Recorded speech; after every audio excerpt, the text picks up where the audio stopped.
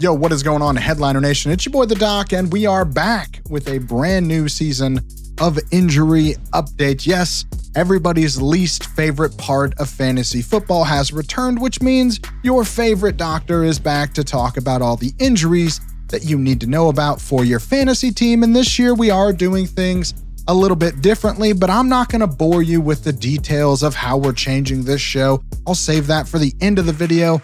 Let's jump right into it and talk about some guys that you need to know about. The first injury we're talking about probably has the most fantasy impact and maybe the most important fantasy injury of the 2025 season, and that is Joe Burrow going down with a turf toe injury. Now, Burrow has had his share of injuries in the past, but turf toe is a completely different animal. It occurs when the big toe is hyperextended back and the ligaments under the knuckle of the big toe are torn. Now, the problem with Burrow's injury is that it is a grade 3 injury, which means that those ligaments are completely torn and the surgery required to fix them is going to be extensive. Now, toe injuries are notoriously difficult to rehab and they hurt. Anyone who's ever had this type of injury will tell you that it is truly debilitating. There's a reason why he can't play on an injury like a turf toe. The team and media at large are saying that he can be back in 3 months though, but I'm not really buying that. The normal recovery timeline for a grade 3 turf toe injury is closer to the 4 to 6 month range. This seems like a very optimistic recovery timeline for Joe Burrow, and it's not really one that I am buying personally. Even with the best surgeon and the best rehab professionals, I think it's a long shot that we see Joe Burrow come back for the fantasy season unless the Bengals are in true playoff contention. And even then, we're talking probably week 14, 15, 16. Are you going to want to throw a guy who has missed the entire year that thus far outside of one game into your fantasy playoffs? That's the kind of situation you're looking at with Joe Burrow. So if you have IR spots, you can stash him. If you want, there's a chance that he could recover even faster than what the normal guy does. I'm just not really personally expecting that. But if you don't have IR spots, it's not something that I'm going to feel bad about dropping Joe Burrow off of my fantasy team. It's going to sting a little bit, but you got to do what you got to do. And it doesn't look like we will see Joe Burrow much, if at all, for the rest of the NFL season. But Joe Burrow is not the only quarterback dealing with a toe injury. Brock Purdy also out right now with turf toe, but his injury is not considered as severe. It's a grade 1 injury by all accounts. They're expecting a 3 to 5 week recovery with this. And while I don't personally expect him to play in week 3, he is worth keeping on your roster because I think that he is going to play probably by week 4 or 5. And it's not really someone that you're going to just drop off of your roster. If you liked him before, you should still like him when he comes back. But don't forget, Kyle Shanahan did love him some Mac Jones out of college. So I think there's a chance that if Mac Jones is playing well, that Brock Purdy will miss a few more weeks as they get him back to 100%. But I still think this is Brock Purdy's job. I will be surprised if he is not the starter immediately when he is able to return. Now, another quarterback injury that I think is worth knowing is JJ McCarthy. Now, he has a high ankle sprain. He did finish the game, which was a little surprising considering normally a high ankle sprain will take you out of a game. So you kind of got to wonder if this is truly an injury issue or if this is maybe a JJ McCarthy has not played well. So we need to give him a few weeks off and kind of get him reestablished as the guy here. I think he got lucky when he got pulled down with this injury from behind. It did kind of look like a hip drop tackle. It had kind of shades of a hip drop tackle. So if it's just a high ankle sprain, that's actually a good result for him and the Vikings. It is a bummer to see a guy like JJ McCarthy dealing with an injury. He missed all of last season with an injury. Now he's got another issue. We kind of want to see this guy healthy and see what he can do. I just haven't really been super impressed in his first 2 weeks. But the team has been quiet so far on the actual timeline front, and they signed Desmond Ridder to back up Carson Wentz while JJ McCarthy is out. So I think that that could be an indicator that they think he will miss the full 4 weeks with this injury. And sometimes high ankle sprains can linger even longer than that. I'm okay with dropping JJ McCarthy. If you're in a smaller league, 8, 10, 12 man even, and there are other good quarterback options, don't be afraid to drop him. He did not play well outside of one quarter so far this season. It's not someone that I'm really going to feel bad about throwing back to the waivers, but just know it looks like he's going to miss at least 2 weeks, but probably closer to 4 to 6. But we're not done talking about quarterback injuries because Jaden Daniels has a knee sprain that was underreported prior to the beginning of the week. Now, if you follow me on Twitter or have joined our Headliner Nation Discord, make sure you hit that join button down below if you haven't already. You'll know that I actually pointed this injury out when it happened, a full 5 days before anyone was reporting that he had a knee issue. It just gives everybody in the Discord, and if you're following me on Twitter, a little bit of a heads up that something was going on here. It does sound like this is a minor issue. They don't consider it something that will cause him to miss a ton of action, but there is a chance at least that he could miss this week's game. Marcus Mariota is his backup, but with all the injuries that we have to quarterbacks and guys stepping in for a much longer period of time, he's probably not someone that I'm looking to pick up.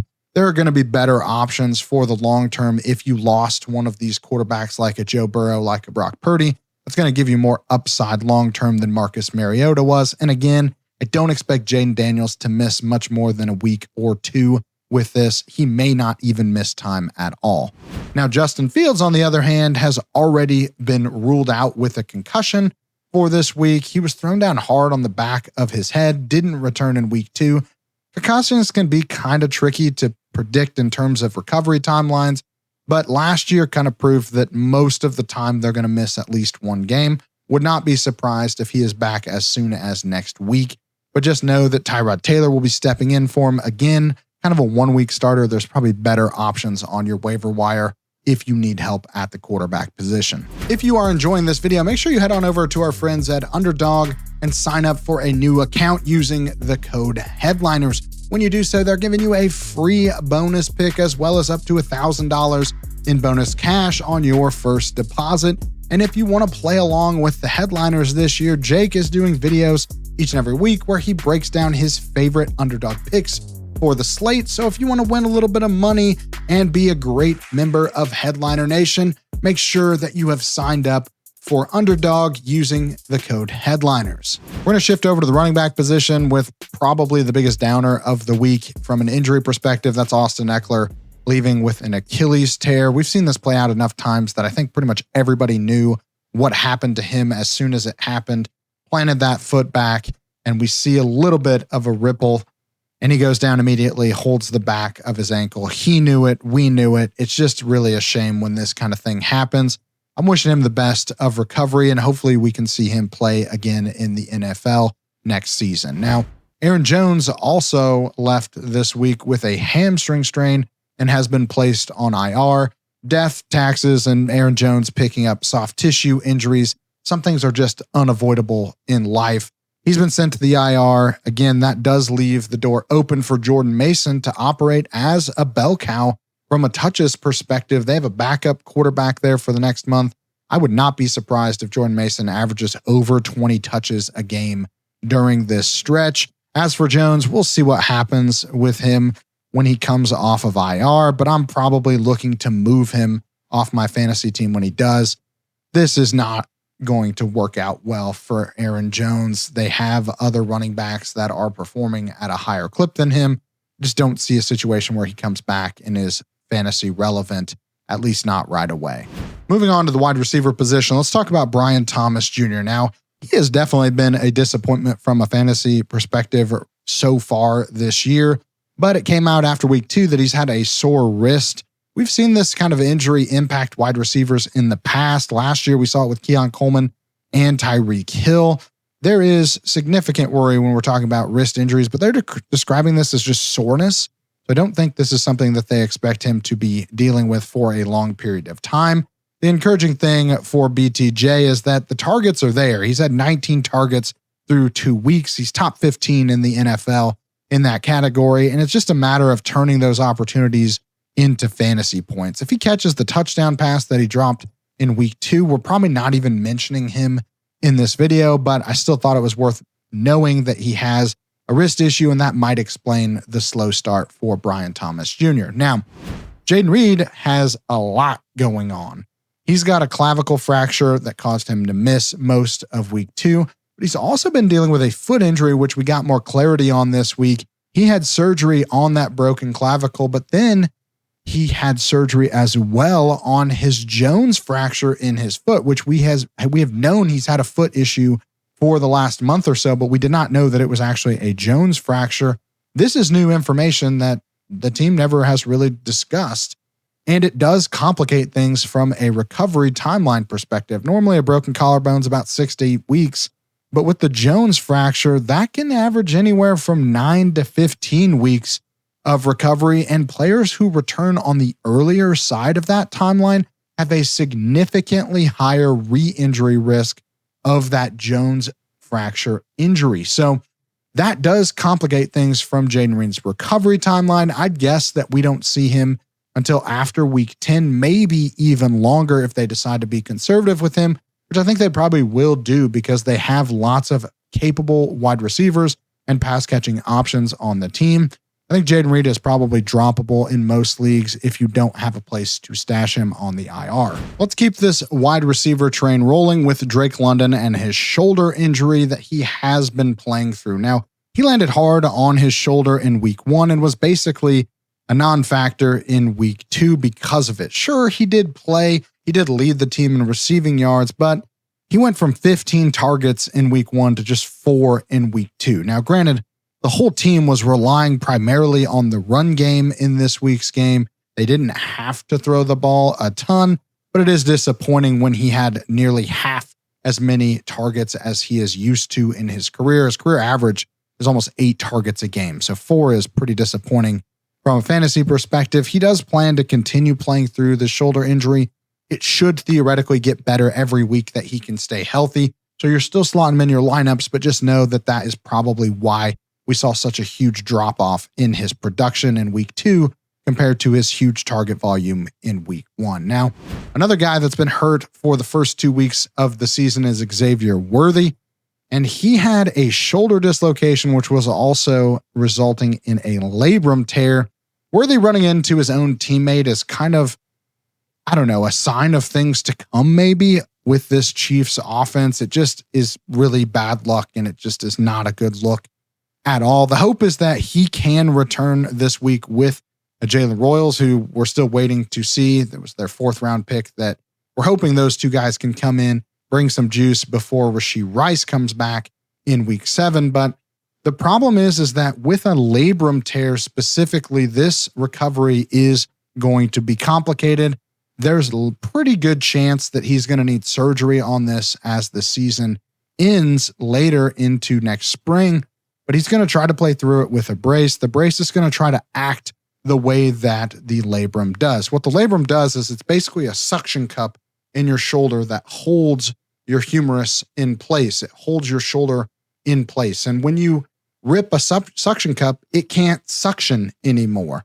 It doesn't suck anymore. I'm not talking about Kyle either. So when we lose that suction, the shoulder becomes unstable. And so that instability leads to a higher risk of further dislocations, further subluxations, and that is a problem for Xavier Worthy for the rest of the season until he can get this thing fixed, which means you're playing a game of chicken with the Chiefs wide receiver in fantasy. He could boom, he catches some big passes, he could bust, but let's be honest, that was kind of the way it was prior to this injury. So if you liked him, you're going to like him when he comes back. You're going to expect him to be thrown into your lineups, but just know at any moment, things could go bad for Xavier Worthy until he gets this thing surgically repaired. Let's move on to the tight end position, and we'll talk about the biggest name, George Kittle, first. He's got a hamstring strain. He's been placed on IR. This is actually the 5th time that he's had a hamstring injury in his career, in his NFL career. So it's not really a surprise that he's had this issue. Typically, once you've had one, you're more prone to having them again and again and again. And we've seen that play out with Kittle, but him being on IR, he's already missed 1 of the 4 games he's required to miss. We're hoping that that will protect him a little bit, let him get to 100% before he tries to come back. He's one of those guys that likes to play through stuff, and hamstring strains are not usually something that you want to mess around with. So we're hoping that he will get back to 100%. This will protect him from himself and that he'll be back scoring fantasy points for us by week 5 or 6. Now, Brock Bowers, on the other hand, is playing through his knee sprain. It's kind of an interesting injury. He kind of got hit on the right side, but his left knee landing on the ground was actually where the injury occurred. He worked his way back through practice last week, did manage to play. He made it through the game okay. That's a good sign. He is sporting a knee brace now in practice and missing some time, but it's not something I'm super concerned about. I am worried that this is a mild PCL sprain, which could theoretically get worse if he were to land on it hard again. We actually saw a similar injury happen to Dalton Kincaid last year, where he got hurt, came back, played through, and then landed on it again, hurt it even worse, and ended up missing games. So we have a precedent with this specific type of injury when we're talking about tight ends and the tight end position. But the more time he can get away from the injury, the more weeks he has a healthy game, the better off he's going to be. You're still throwing Brock Bowers into your lineup. It's not like I can convince you to sit him, but just know that he might not be at 100%, might not have that explosion that he usually has for another week or two, maybe even longer if he tweaks it again. And if you're looking for tight end help right now, Isaiah Likely is coming back from his foot fracture. He missed the first 2 weeks, but he's already 6 weeks into what they expect to be a 6 to 8 week recovery. He was able to practice last week. At the end of last week, he went through a warm-up with his tight end coach. He looked good doing so, and so he's getting closer and closer to being able to play. He does add an explosive element to the tight end room right now, and if he is able to come back at 100%, I wouldn't be surprised if he is ready to supplant Mark Andrews as the tight end 1 in the receiving game. I think that it's time for him to take that step forward and really be a weapon for the Ravens in their receiving game. And I think that that's going to happen as soon as he comes back. He might be floating around on waivers right now. If you're looking for somebody to stash, if you've got an IR spot that's opened up, that's allowed a player to be placed on your bench, Isaiah Likely, you could do a lot worse than him. And then finally, last injury we're going to talk about in the video, Dallas Goedert, dealing with a knee sprain, expected to miss no more games after missing week 2. We're hoping that that stays the case. There's not really much to report on this other than they're saying it's a minor issue. It should be something that they are able to correct and potentially have him playing as soon as week 3. Led the team in targets and receiving yards in week 1. So it's not like he's not going to produce a little bit for your fantasy team, but he kind of goes in that category where I feel like there's a lot of tight ends this year. They're going to get 5 to 7 targets, and if they catch a touchdown, great. And if not, you're getting like a decent floor of not very many points, let's be honest. The tight end position, as much as we want to talk about how they're used more often in the NFL, still a wasteland from a fantasy perspective. You are going to see a lot of duds at this position, especially with guys like George Kittle and Brock Bowers banged up right now. But I do expect when Dallas Goedert is able to return that he will be able to get a full set of reps in and again be at least a streamable option for your tight end position in fantasy. That's all I got for you guys this week. Hopefully you enjoyed it. I know anybody who stayed around that I promised an update on the injury shows this year. They're just going to be a little different because I have a lot of commitments outside of this that are making my life a lot busier than it has been in years past. We're still going to do great injury updates for you guys on the live streams. Make sure you're checking those out. And if you haven't already, hit the join button down below. Become an exclusive member of our Headliner Nation Discord, where I will update injuries each and every day of the NFL season. My life's just gotten a lot busier, so I'm not going to do as many injury updates, but I'm still going to be popping in from time to time to make sure that you guys have all the info that you need to win your fantasy championships. And I appreciate you guys sticking with me this year as I am a little bit busier. I know that I have a lot of people that'll be a little disappointed by not having regular injury shows, but it's just one of those things where life got busy on me and I could not commit to my normal amount of work. But again, we're still going to make sure that you guys are taken care of here at Headliner Nation. But that's all I got for you, and we will see you next time.